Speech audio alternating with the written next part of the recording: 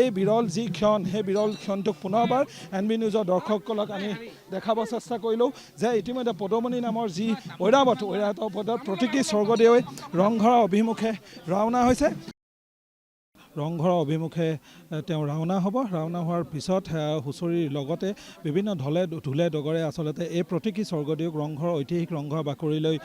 লৈ যোৱা হ'ব আৰু তাতেই আচলতে যি ৰাজকীয় মৰ্যাদা সেই ৰাজকীয় মৰ্যাদা অক্ষুণ্ণ ৰাখি এই ধৰণে লৈ যোৱাৰ দৃশ্য এক দেখা পোৱা গৈছে। ঐৰাৱতত এই ধৰণে ক্ষণ দিছে এক ইতিহাস যি এবাৰ পুনৰ সেই চৰিত্ৰসমূহ বা সেই মুহূৰ্তসমূহক আচলতে পুনৰ উজ্জীৱিত কৰাৰ চেষ্টা কৰিছে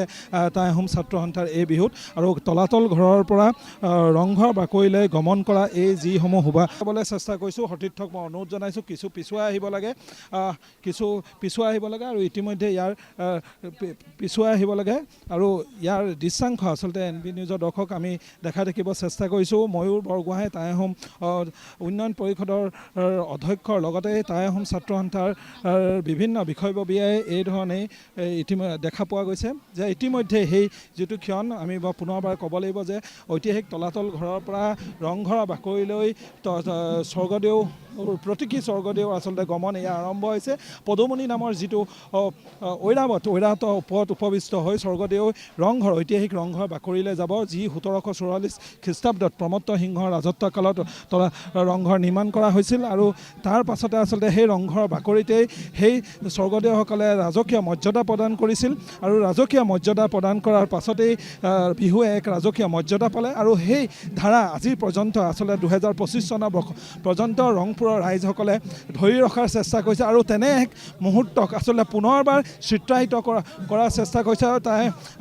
যে এই বিৰল যি ক্ষণ সেই বিৰল ক্ষণটোক পুনৰবাৰ NB নিউজৰ দৰ্শকসকলক আমি দেখাব চেষ্টা কৰিলোঁ যে ইতিমধ্যে পদুমণি নামৰ যি ঐৰাৱত পদত প্ৰতীকী স্বৰ্গদেৱে ৰংঘৰৰ অভিমুখে ৰাওনা হৈছে আৰু ইতিমধ্যে আমি এটা দিশত ৰৈ দিম আৰু ৰৈ দিয়াৰ পিছত এই যিটো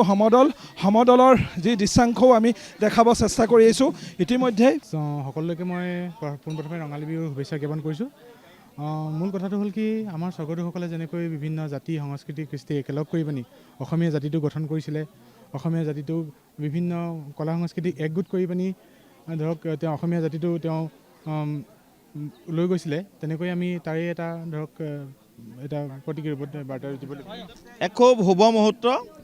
ঐতিহাসিক যি আমাৰ ৰংঘৰ বিহুৰ যি প্ৰতীকী স্বৰ্গদেউক লৈ আমি শোভাযাত্ৰা সেই শোভাযাত্ৰা খন্তেক সময়তে আৰম্ভ হ'ব আৰু এই শুভ মুহূৰ্তত আমি অসমবাসী ৰাইজক আমি বিহু ওলগ জনাইছোঁ আৰু এই বাপতিসাহোন বিহুৰ যোগেদি অসমত বসবাস কৰা প্ৰত্যেকটো জাতি আৰু জনগোষ্ঠীৰ মাজত ভাতৃত্ব